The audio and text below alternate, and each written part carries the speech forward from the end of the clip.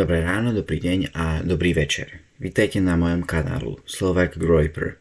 Dnes sa predstavím, poviem vám, čo sú moje názory a prečo som tento kanál založiť. A než začneme, tak vás prosím, aby ste to video lajkovali, veľmi by mi to pomohlo. Lebo je toto moje prvé video, tak sa chcem predstaviť, aby ste vedeli, kto vôbec som a o čom som. Ja som jeden z 25 000 Slovákov, čo momentálne žijú vo Švajčiarsku. A preto, keď pozeráte toto video v slovenčine, si možno všimnete, že robím veľa chyb, že niekedy nepoznám správne slovo pre nejakú vec, alebo že mám taký divný prízvuk. Ako niekto, kto v zahraničí vyrástol, vidím Slovensko z inej perspektívy. Pre mňa je Slovensko tá krajina s mojimi koreňmi. Slovensko je tá krajina, kde som každé leto chodil a stále chodím na prázdniny. Keď myslím na Slovensko, tak nemám zlé myšlienky alebo spomienky na môj čas, ktorý som tam trávil. A preto je mi veľmi ľúto, keď tam prídem a ľudia si len sťažujú. A to je s dobrým dôvodom. Slovensko je krajina s veľkými problémami. A keď ľuďom zo Slovenska poviem, že by som sa chcel vrátiť, ako skončím strednú školu, tak väčšina mi hovorí, ať to nerobím. Ať ostanem tam, kde som, lebo tam to máme dobre. Ale len, že máme na západe väčšie HDP a viacej peňazí, neznamená, že je to tam lepšie ako na Slovensku. Tie dobré ekonomické podmienky majú svoju cenu. Švajčiarsko nie je švajčiarske. Je turecké, albánske, afgánske, arabské, africké.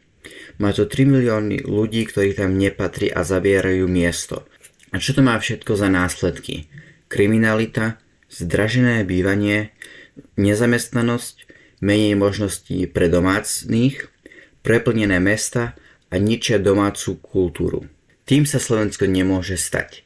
Nemôžeme dovoliť Ficovej vláde, aby na Slovensko doviezli 150 000 Uzbekov. Nemôžeme dovoliť PSK vyhrať voľby, aby tu naviezli Afričanov. A ani nemôžeme dovoliť Bruselovi, aby nás donútili platiť také pokuty za to, že chceme, aby Slovensko ostalo slovenské. Chcem povedať Slovákom, aký ten život s migrantmi je na západnej Európe a že to nie je raj. Veľa si myslia, ak dovolíme migrantom prístup na Slovensko, že všetko tak ostane, aké to je. Len s tým rozdielom, že budeme mať toľko peniaz ako v Nemecku. To je ale akurát tak naopak. Všetko sa zmení a táto generácia bude mať len o trochu viac v peňaženke. Ale budúcim generáciám, našim deťom, vnúkom a pravnúkom zobereme Slovensko. A keď už to máme o mladých, tak na Slovensku je veľa problémov. A jeden z nich je, že Slovensko nemá dosť mladých ľudí, ktorí by tam pracovali. Aj keď som len jeden človek a sám tie štatistiky nezmením, tak chcem sa na Slovensko vrátiť, aby som pomohol mojej krajine a mojim ľuďom. Chcel by som mladých inšpirovať, sa vrátiť a aj pomôcť stvoriť také podmienky, aby sa vôbec vrátili. Demografika je podľa mňa ten najdôležitejší problém vyriešiť. A to riešenie je tak komplikované, ako je aj ťažké. Lebo nemôžeme mladým povedať, aby sa zo zahraničia vrátili, kde majú 5-krát vyššie platy. Nemôžeme od nich očakávať, ať majú 2, 3, 4 deti v tejto ekonomike.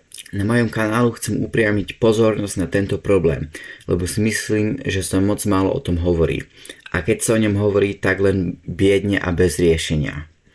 Chcem ľuďom predstaviť možnosti, ako to vyriešiť a čo každá možnosť by mala za následky. Poviem vám, že žiadna z tých možností, na ktoré som sa pozrel, nie je ani ľahká, ani len pozitívna. Bude to ťažké, ale vyplatí sa to za 100 rokov, keď naši potomkovia budú mať Slovensko lepšie, než také, ako ho máme my teraz. Ako ste mohli uhodnúť, tak som osobne veľmi konzervatívny a na krajnej pravici. Som proti migrácii, som mierny nacionalista a som pre rodinu. Ale najdôležitejšie je, že som katolícky kresťan.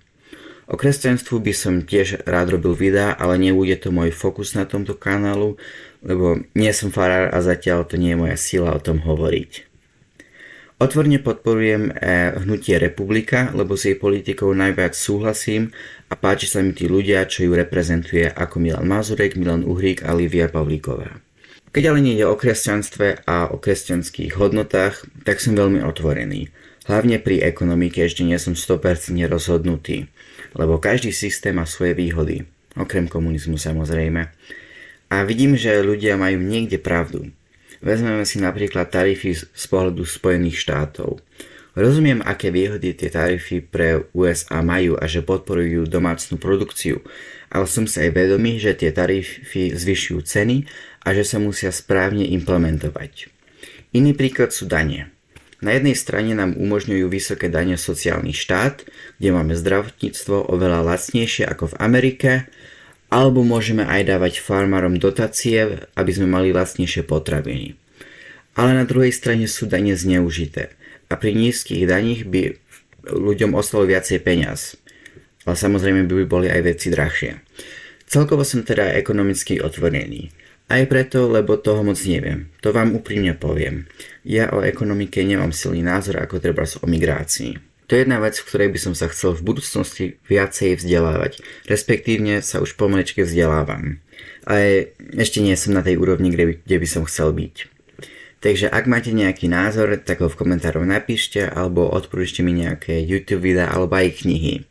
Iné témy na tomto kanálu budú aktuálne správy a môj názor k ním.